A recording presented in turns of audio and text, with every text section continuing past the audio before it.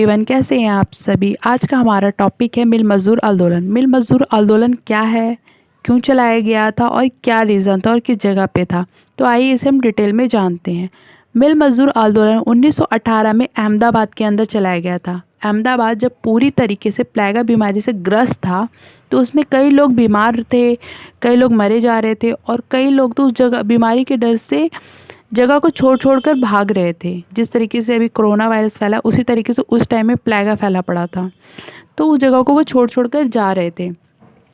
तो मज़दूरों को रोके रखने के लिए अहमदाबाद के जो टेक्स्ट मिल के मालिक जो थे उन्होंने सोचा कि यार मज़दूर तो सारे चले जाएंगे, तो उन्होंने प्लेगा बोनस शुरू कर दिया। कंपनियों के अंदर, मिलों के अंदर उन्होंने प्लेगा बोनस स्टार्ट कर दिया। और प्लेगा बोनस जो था कई कई जगहों पे तो 80% बोनस भी देना शुरू कर दिया। देखते देखते धीरे धीरे जनवरी 2018 के अंदर प्लेगा बीमारी ख़त्म हो गई और मिल मालिक जो थे उन्होंने बोनस देना बंद कर दिया। जब बोनस देना बंद कर दिया तो इस बात से ना जो मज़दूर थे वो निराश हो गए और वो आमने सामने आने लग गए, भाई कम से कम 50% तो दो हमें, महंगाई इतनी हो रही है, एटलीस्ट किसी और चीज़ का नाम देकर इस बोनस को दो, तो लिविंग अलाउ के नाम से दो, डीएनएस नाम के से बोनस दो, पर दो तो सही, प्लेगा ख़त्म हुई है ना, पर बोनस तो दो आप हमें। पर जो टेक्सटाइल मालिक जो थे ना वो लोग मतलब बोनस देने को तैयार नहीं थे। फिर उन्होंने बाद में 20% देने की मांग, मतलब उन्होंने कहा कि भाई हम 20% दे सकते, उससे ज़्यादा हम नहीं दे सकते। मालिक जो थे इस बात को नज़रअंदाज करने लगे कि मज़दूर, फिर जो मज़दूर वगैरह थे उन्होंने कहा भाई हम तो हड़ताल करेंगे। उन्होंने हड़ताल करना शुरू कर दिया।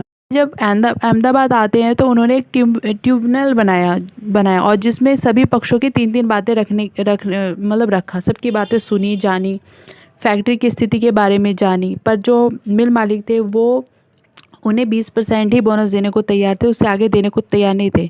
तो गांधी जी ने इन सब हर जगह की मिल कंपनी वगैरह में उन्होंने सैलरी देखी, स्थिति देखी कंपनियों की, फैक्ट्रियों की कि क्या स्थिति चल रही है। तब जाके गांधी जी ने, नहीं भाई तुम्हें तो 35% आपको बोनस देना ही होगा।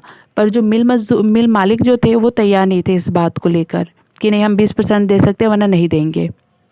गांधी जी ने अपने टीम की मदद से टेक्सटाइल मिलों पे स्टडी की, कंडीशन को देखा, सब कुछ देखते हुए उन्होंने 35% फिक्स कर दिया कि भाई अब आपको 35% मज़दूरों को बोनस देना ही पड़ेगा।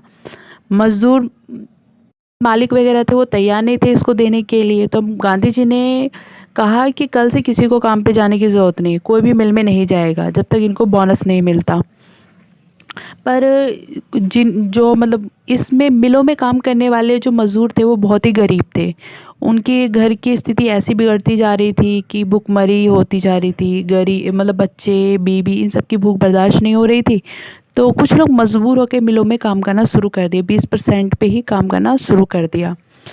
तो जो लोग थे उन्होंने 20% पे शुरू कर दिया। भाई धीरे धीरे देखते देखते गांधी जी के पीछे जो भीड़ खड़ी थी मज़दूरों की वो धीरे धीरे कम हो गई। अब गांधी जी को आ गया गुस्सा कि भाई मैं इन लोगों के लिए लड़ रहा हूँ और ये अपनी बातें वो नहीं कर रहे। तो फिर गांधी जी ने क्या किया कि उन्होंने वह अनशन पे बैठ गए, भूख हड़ताल शुरू कर दिया उन्होंने। अब ये भूख हड़ताल से ना जो मज़दूर थे उन पे डायरेक्ट इसका प्रभाव पड़ गया कि भाई वो हमारे लिए लड़ रहे हैं और भूख हड़ताल पे भी है। तो धीरे धीरे जब गांधी जी भूख हड़ताल पे बैठ गए, ये देखते देखते 1 दिन हुआ, 2 दिन हुआ, तीसरे दिन तक सारे मज़दूर तो थे वो वापस आ गए गांधी जी के साथ में। और ये हड़ताल को देखकर जो मिल मालिक वगैरह थे उन्होंने सोचा कि भाई हमें 35% हम देने को तैयार हैं। उन्होंने उनको बोनस देना शुरू कर दिया और गांधी जी ने 3 दिन की जो अनशन पे भूख हड़ताल पे बैठे हुए थे उन्होंने तोड़ा और इस आंदोलन में उन्होंने सफलता हासिल की और मज़दूरों को बोनस दिलवाया। तो अगर आपको ये वीडियो अच्छी लगे तो लाइक एंड सब्सक्राइब कीजिएगा। धन्यवाद।